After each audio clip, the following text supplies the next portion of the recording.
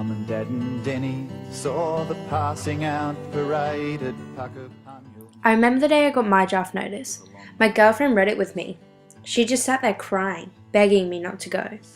I was only about 20 at the time, and I had no military training at all. We did Canungra, Shoalwater before we left. A draft notice is a letter sent to you by the military, informing you that you have been enlisted to serve in the army. In 1964, national service for 20-year-old men was made compulsory under the National Service Act. This meant you had to serve 2 years full-time service, which in 1971 was reduced to 18 months, and 3 years on the active reserve list.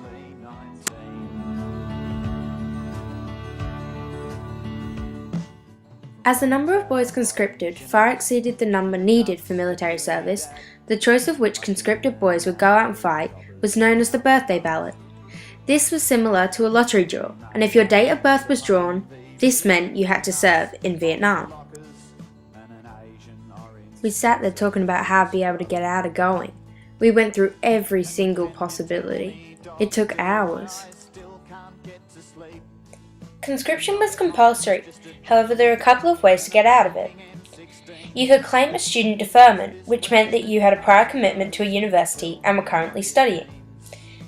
Or you could attempt a conscientious objection application, which meant that you were objecting to the war on a moral level and refused to go.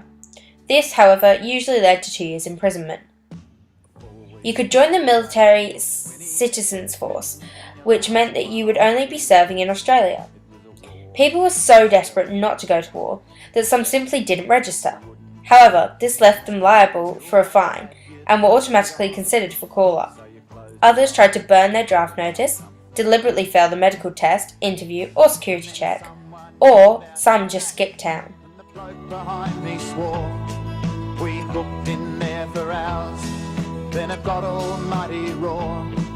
And Frankie kicked a mine the day that mankind kicked the moon. God help me.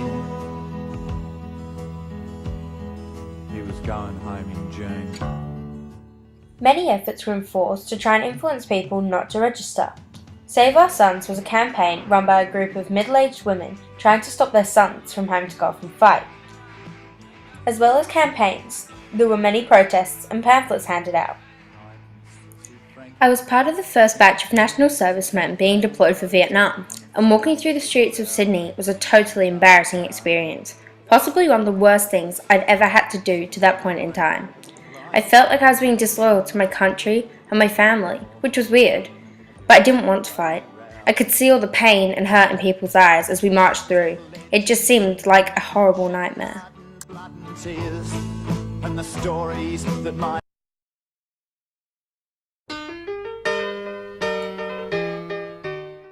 Vietnam was awful. We spent all day on edge wondering when the next contact would be. We walked for hours on end not knowing if we'd be alive after our next step or not. It was horrific.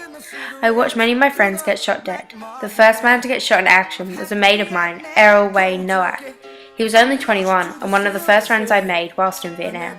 He was such a nice, quiet guy, and I think that's when it really kicked into all of us that we could be next. It was a very challenging time. Our days consisted of walking and getting any energy source we could.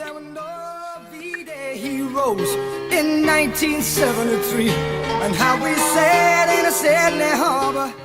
When the soldiers returned home, it wasn't the welcome home that they expected. Many veterans felt as if they were being blamed for the war rather than the government. It wasn't until 1987, nearly 20 years after the last troops left Vietnam, that the Australian servicemen got the welcome home parade that they deserved. Not only did many feel out of place when they returned, but many suffered from post-traumatic stress disorder, PTSD, which affected them in many ways. For many of them, it led them to drink, drugs and suicide as they couldn't deal with what they'd experienced for the past 2 years.